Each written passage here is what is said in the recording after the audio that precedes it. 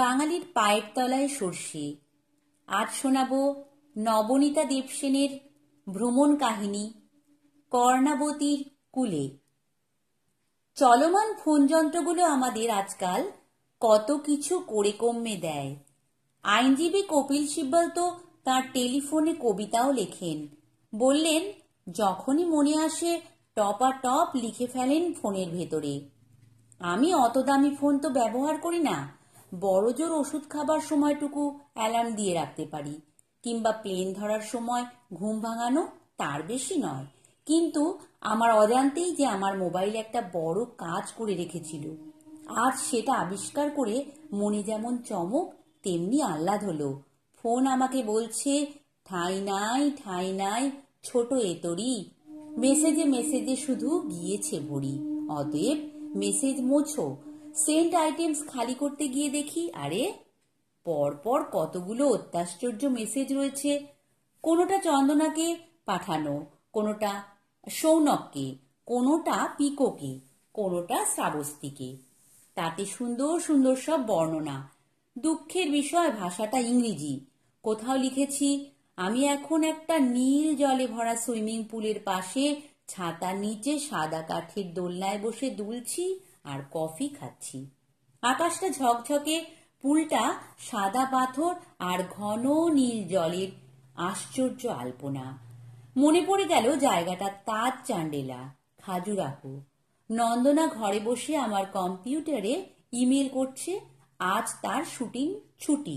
সে সাঁতার কাটবে বলেই আমি এসে বসেছি এই নীল পুকুরের পাশে, কিন্তু তার চিহ্ন নেই। নন্দনা বিবিসির জন্য শার্ট স্পেরিল বলে একটি ছবিতে রাজকন্যে সেজেছে। তারই শুটিং চলছে খাজুরাহোতে। আমি দিল্লিতে একটা কনফারেন্সে এসেছিলাম। মেয়ের আবদারে খাজুরাহোতে এসে পৌঁছে গেছি। আমি আগে আসিনি খাজুরাহোতে। ওদের ছবি শুটিং হচ্ছে নানা জায়গাতে ঘুরে ঘুরে। ওরছাতে হয়েছে, ঝাঁসিতে হয়েছে, এখন চলছে রানে ফলসের ধারে। আমি তো রোজই যেতে চাই, কিন্তু প্রচন্ড রোদে সারাদিন নাকি ধু ধু বালির মরুভূমিতে তাঁবুর মধ্যে বসে থাকতে হবে আমাকে। মেয়েকে কখনো ঘোড়ায় চড়ে, কখনো উটে চড়ে, কখনো দোলায় চড়ে প্রসেশন করে রাজকন্যাগিরি করতে হচ্ছে। আমি তবুও একদিন যাই। শুনেছি রানে ফলস ভারী সুন্দর। আমাকে চন্দনা বলেছে, সেই জলপ্রপাতের ধারে ধারে নাকি পাথরের মধ্যে চুনি, পান্না, জহরত কুচির বহু বর্ণ নুড়ি ছড়িয়ে থাকে। কুড়িয়ে এনে দেখতে চাই সত্যি কিনা। শুনেছি রানী ফলসের গভীর খাদে লাল চুনাপাথরের বড় বড় খণ্ডের মাঝখানে নীল সবুজ জলধারা হয়ে বয়ে যায় কেন নদী। কর্ণাবতীর ডাকনাম কেন। বিলিতি শুনতে হলেও বিলিতি নয়, দিশি ডাকনাম। মধ্যপ্রদেশের প্রিয় নদী সে। যেমন আমরা আদর করে কংসাবতীকে ডাকি কাঁসাই, ইরাবতীকে বলি রাভি। রানে ফলসের খাদের ধাপে ধাপে নাকি রেখার পদচিহ্ন পড়েছিল কামসূত্র ছবি শুটিংয়ের সময়। সেই থেকে তার ধুলোর দাম বেড়েছে। একদিন চলে গেলুম শুটিং দেখতে রানে ফলসের ধারে। সত্যি সত্যি অসাধারণ দৃশ্য শোভা। শুষ্ক, রুক্ষ, খোঁচা খোঁচা লাল পাথরের চাঁয়ের কোলে রোগা পাতলা কচি নদীর শুরু। নীল সবুজের ভীরু ঝিরিঝিরি, এক এক জায়গায় এক এক রকম রং, গড়ন, গভীরতা। জল প্রায় নেই। কিছুটা ওপরে উঠলে আছে চওড়া জলাশয়ের মতো, সেটাকে এরা বলে কুয়ো। তার মধ্যে কুমিরের রাজ্যপাট।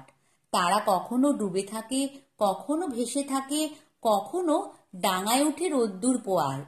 পাঁচিল ঘেরা উঁচু একটা জায়গা থেকে নিচে উঁকি মেরে কুমির দেখতে হয়। জলকে নেমেছ কি গেছো, আহ, কুমিরদের সেদিন ফিস্টি। আমি উঠতে পারি না পাহাড়ে। নন্দনা একাই গেল দেখতে। কুমিরেরা তখন তাদের জলের তলার সংসারে ফিরে গিয়েছে।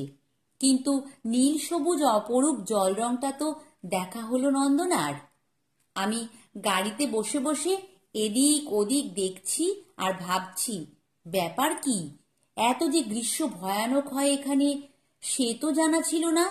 প্রত্যেকটা গাছ শুকনো, জ্বলে পুড়ে খাক হয়ে যাওয়া মূর্তি। এটার নাম জঙ্গল?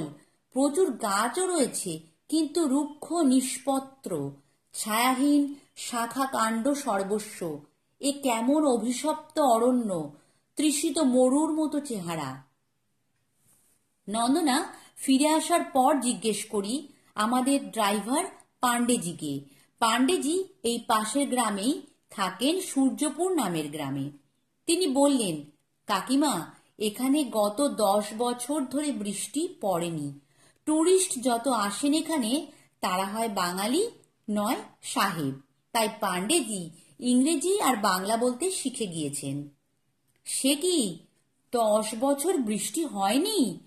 তাহলে তো এই অঞ্চলে যেসব শিশুর বয়স 10 বছরের নিচে, তারা জানেই না বৃষ্টি কাকে বলে। তা তো জানেই না। খুব সহজ স্বরেই পাণ্ডেজি বললেন, আমার নাতি নাতনিরাই বৃষ্টি দেখেনি।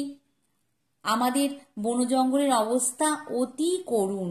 রানে ফলসের জলধারাও শুকিয়ে গিয়েছে। এখান দিয়ে তোড়ে জলপ্রপাত ঝরে পড়ত। দূর থেকে তার গর্জনের শব্দ পাওয়া যেত। সে শব্দ আর শুনি না, জলই নেই। পাণ্ডেজি রেখার শুটিং দেখেছেন। কোন কোন পাথরে পা রেখে রেখে রেখা নিচে নেমেছিলেন, নন্দনাকে সেই সব পাথরগুলি তিনি চেনাতে চেষ্টা করলেন। কিন্তু নন্দনা খুব টেলা, যত্র তত্র ধপাধপ পড়ে যায়। আমি তাই ওকে নিরস্ত করলুম। রেখার মুগ্ধ ভক্ত আমিও। অন্যভাবে বরং তাকে অনুসরণ করুক আমার মেয়ে, খাদে নেমে কাজ নেই। তাহলে তোমার নুড়ি পাথর কুড়োনো হবে কেমন করে মা? তুমিও তো নিচে নামতে পারো। মেয়ের উদ্বিগ্ন মুখ। সত্যি তো। তবে থাক, নুড়ি কুড়োনো, মেয়ে আগে। পাণ্ডেজি বললেন, নুড়ি এক্ষুনি ব্যবস্থা করে দিচ্ছি। ঝর্ণার ধারে বোর্ড মুখে অকেজো এক সিকিউরিটি গার্ড ঘুরছেন। তাকেই ডেকে বললেন, ভাইয়া, নন্দনার মায়ের জন্য কিছু রঙিন নুড়ি পাথর নিচের থেকে কুড়িয়ে এনে দাও তো। ততক্ষণ আমরা লাঞ্চ খেয়ে আসছি। লাঞ্চ খেয়ে আসতে আসতে এক প্লাস্টিকের থলিতে পুড়ে হাস্যবদনে এতগুলো রঙিন নুড়ি নিয়ে এসে হাজির নিরাপত্তারক্ষী মশাই। নন্দনা নিজে খুশি হয়ে তাকেও খুশি করে দেয়। কিন্তু নিজের হাতে বেছে বেছে নুড়ি কুড়োনোর সেই আহ্লাদ কি এতে মেটে? সত্যি নুড়িগুলোর অসামান্য বর্ণবৈচিত্র্য। আমার মনে পড়ে গেল শৈশবে 4 বছর বয়সে কন্যাকুমারীর সৈকতে গিয়ে 3-4 রকম রঙের বালি কাঁকড় দেখেছিলুম। হলুদ, লাল, মেরুন, সাদা, কালো। দেবীর বিয়ের জন্য রান্না করা ভোজ, মেয়ে কুমারী রয়ে গেল। দুঃখে উৎসবের সব খাদ্য সমুদ্রে ঢেলে দিলেন রাজা। সেই খাদ্য, চাল ডাল পোলাও, এখন বালি কাঁকড় হয়ে পড়ে আছে। সে বালি তখন ইচ্ছে মতো কুড়িয়ে আনা যেত, আবার তালপাতার বাক্সতে ভরে বিক্রিও হতো। এখনকার খবর জানি না। রানী ফলস থেকে বেরিয়ে আসতে আসতে ভাবছি, কেমন করে এই তন্বী ধারাটি পূর্ণ তনুর কেন নদীতে পরিণত হলো।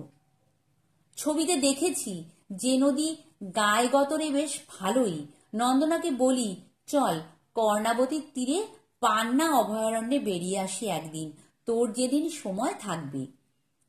যেই সময় হলো আমরা মা মেয়েতে বেরিয়ে পড়লুম।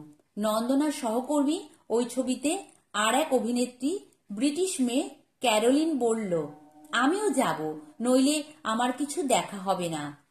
এদের কোনো ট্যুরিস্ট ইন্টারেস্ট নেই। ভাগ্যিস নন্দনা, তোমার মা এসেছিলেন বেড়াতে, নইলে আমরা কেউ কিছুই দেখতাম না। পান্না অভয়ারণ্য খুব বেশি দূরে নয়, ঘন্টা 2-এর পথ। কর্ণাবতীর কূলে দুটি চমৎকার বিশ্রামের ঠাঁই আছে।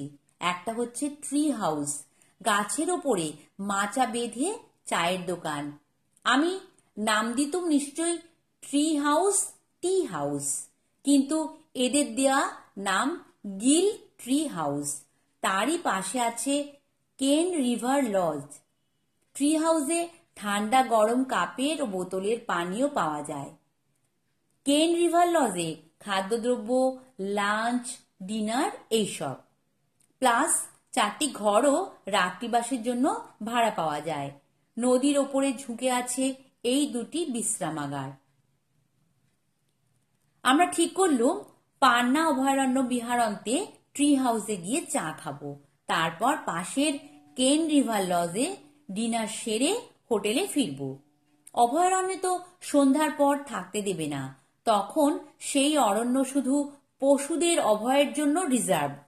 মানুষ বড় বিপজ্জনক জীব, নিশাকালে নট অ্যালাউড। বনে তখন বাঘেরা বেরোয় জল খেতে আসে, জল তেষ্টা পেলে আসে হাতি, হরিণ, আর আসে দাঁতালো শুয়োর, যাকে আমরা বলি বরাহ। খাজুরাহ মন্দিরে একটি বরাহদেবের মন্দির আছে, তিনি অবশ্য বিষ্ণুর অবতার। পাণ্ডেজি বললেন, প্রথমে বরং চলুন আমরা যাই পাণ্ডব ফলসে।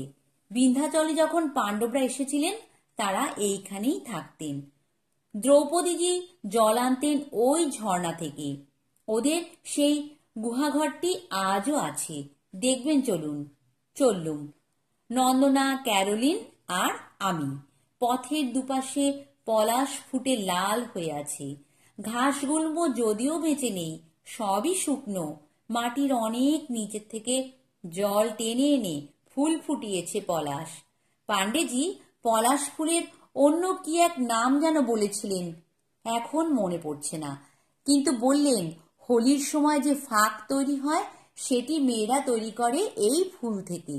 ফাগুন মাসের ফাঁক যে সত্যি সত্যি পলাশের রঙে তৈরি হয় তা আমাদের জানা ছিল না এত রবীন্দ্রসঙ্গীত শুনেও। একটা পলাশ ফুলের ডাল আমাদের ভেঙে এনে দিলেন পাণ্ডেজি। বারণ নেই কোনো, পথের ধারের বনফুলেরা। নমস্কার। গল্প পাঠ ভালো লাগলে অবশ্যই লাইক করে, শেয়ার করে, কমেন্ট করো, আর চ্যানেলটি কিন্তু সাবস্ক্রাইব করে দিও।